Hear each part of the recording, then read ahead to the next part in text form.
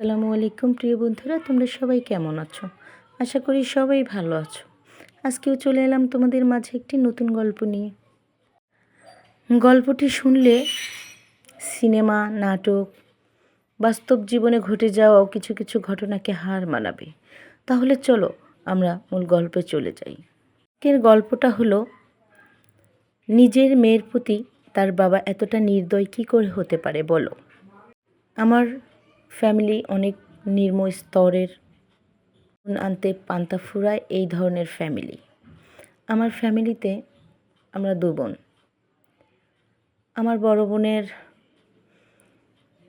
বিয়ে হয়ে যায়, কিন্তু স্বামীটা মোটেও ভালো ছিল না।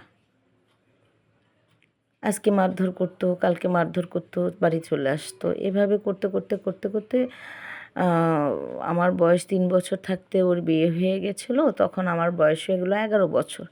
তারপরেও আপুকে কখনো দেখিনি ঘর ছাড়তে। দুলাভাই অমানসিক নির্যাতন চালাতো আমার বড় বোনের উপর। তারপরেও দেখতাম মা বুঝিয়ে বাঝিয়ে ওকে স্বামীর ঘরে পাঠিয়ে দিত, ওখানে থাকতো। তো এক পর্যায়ে আপু নিজেও কাজ করা শুরু করলো, দিয়ে এখন ওদের দানপত্র জীবন ভালোই চলতেছে। দুলাভাইয়েরও বয়স হয়ে গেছে, মারধরটা করাও একটু কমেছে।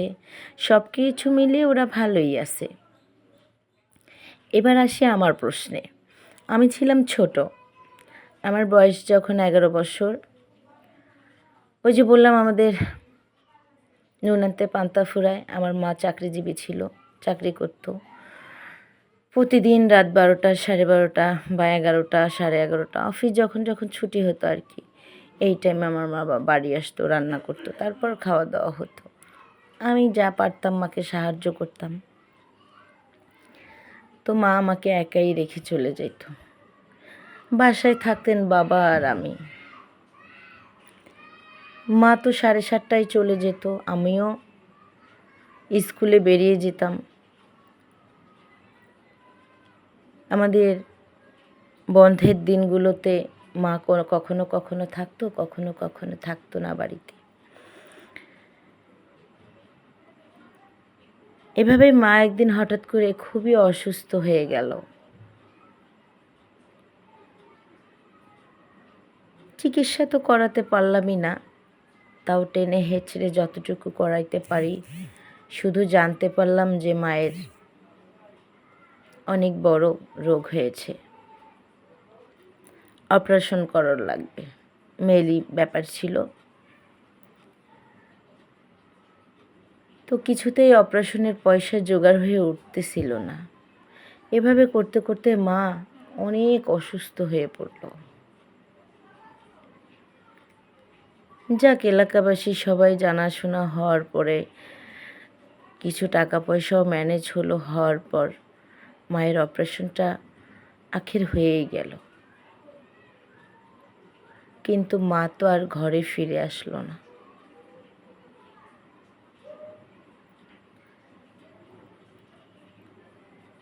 আসলে ওনাকে নিয়ে যেতে অনেক দেরি হয়ে গেছিল, যার কারণে মাকে আর ঘরে ফিরিয়ে আনা সম্ভব হয়নি।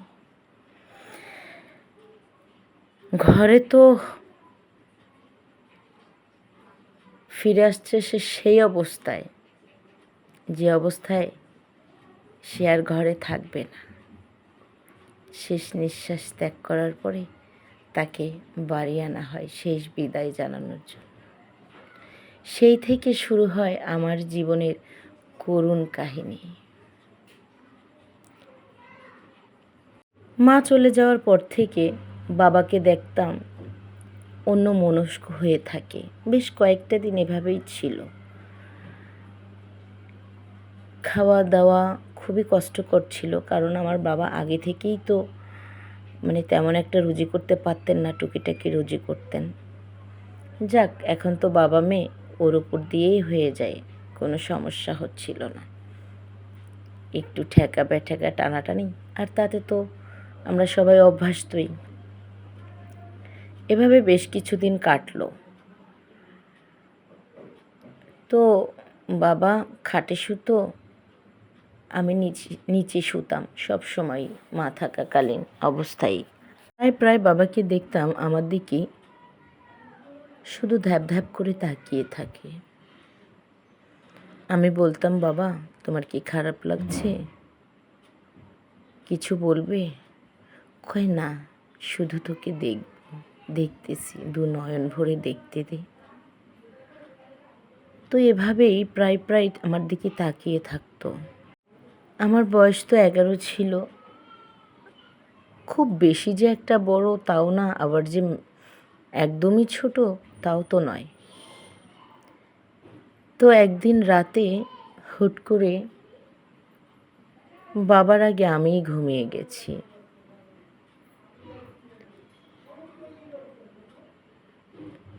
আমি জানতাম না সেই দিন আমার বাবা এত পাষাণ্ড হবে, আমার জীবনের সব কিছু কেড়ে নিবে আমার কাছ থেকে, আমার ব্যক্তিত্ব, আমার গুরুর, আমার ইজ্জত, আমার সম্মান। ঘুমিয়ে তো পড়েছিলাম সব কিছু ঠিকঠাক করে নিয়ে, কিন্তু ঘুমিয়ে থাকা অবস্থায় প্রচণ্ড পরিমাণ ব্যথা অনুভব করি। এক পর্যায়ে চোখ খুলে দেখি আমার বাবা আমার সব কিছু নিয়ে নিয়েছে। ব্যথায় চিৎকার করে কাঁদতেও পারছিলাম না। দুই চোখের কোণ দিয়ে অঝোরে জল ঝরতেই ছিল আমার, মোছার মতো কেউ ছিল না। বাবাকে দেখার পর যখন বললাম আমি বাবা, তখন বাবা আমাকে বলল, একদম চুপ, সাউন্ড করিস না, আজকে প্রথমবার তো, তাই তোর কষ্ট হচ্ছে, এরপরে আর কষ্ট পাবি না। বাবার এখনো পাষাণ্ড কথা শুনে আমি চুপচাপ দাঁতের উপর দাঁত দিয়ে চোখ বন্ধ করে রাখলাম। লজ্জায় নিজের চোখ আর খুলে রাখতে পারছি না। সেদিন রাতের ঘটনা তো ঘটে গেল। পরের দিন ব্যথায় আর স্কুলে যেতে পারলাম না। বাবা আমাকে ওষুধ এনে দিয়েছিল, ওষুধটা খেয়েছি। একদিন পরে আবারও সেই রাতে বাবা আমাকে, সেদিন আর ঘুমোতে হয়নি, বাবা বলতেছে, আয় আমার কাছে আয়, তোকে দেখি। আমার মনটা ভরে যায়, আর তোকে কাছে পেলে পৃথিবীর আর কিছুই আমার দরকার নেই। এইভাবে প্রতিদিন আমার সাথে আমার বাবা একই কাজ করতেন। কাউকে যে বলবো বিষয়টা, সেরকম কেউই ছিল না আমার জীবনে। বড় আপু ছিল, ওকে বলা কতটা ঠিক হবে বা হবে না এই ভেবেই পারছিলাম না, তাই ওকেও আর বলা হয়নি। তবে আমার খালা ছিল, উনি হঠাৎ করে একদিন আসলো বাড়িতে, বিষয়টা আমি ওনাকে বললাম। বললো, ওরে কপাল পুরি মুখ পুরি, এসব কথা বলিস না কাউকে, আর তোকে বিয়ে দিতে হবে, পরে সংসারে যাবি, এসব কথা লোক জানাজানি হলে কি আর তোর বিয়ে হবে? জীবনে কি সংসার করতে পারবি? তোকে কে বিয়ে করবে বল? সারা জীবন এই বোঝা বইতে বইতে তোর জীবন কেটে যাবে। কাজে চুপ থাক, আমি একটা কিছু করছি তোর জন্য। সব কথা শুনে খালার বাড়িতে থাকলেন না, সেদিনই চলে গেল। চলে যাবার পর সেদিন রাতেও আমার বাবা আমাকে হায়নার মতো করে ঝাপটে পড়েছে আমার উপর, যেন আমার লোমের গোড়ায় গোড়ায় গোড়াগুলো থেকে খসে খসে পারে না যে এক এক টুকরা মাংস সে খেয়ে ফেলে। এত এত এতভাবে সে আমাকে, ওনার কাছে মনে হচ্ছিল উনি আমাকে আদর করতেছে, কিন্তু আমার কাছে মনে হচ্ছিল যে আমার উপরে হায়নার থেকেও বড় কিছু ঝাঁপিয়ে পড়েছে। কারণ উনি অনেক শক্তিশালী ছিলেন, অনেক পাওয়ারফুল মানুষ ছিলেন। ওনার সাথে আমি কি করে পারতাম বা পারি? এই করে করে যতদিন ওই বাড়িতে ছিলাম ততদিন প্রতিদিন রাতে, মাঝে মধ্যে বা হয়তো একটা রাত কাটিয়েছি, কিন্তু প্রতিদিন রাতেই আমার বাবা আমার সাথে এগুলো করতো।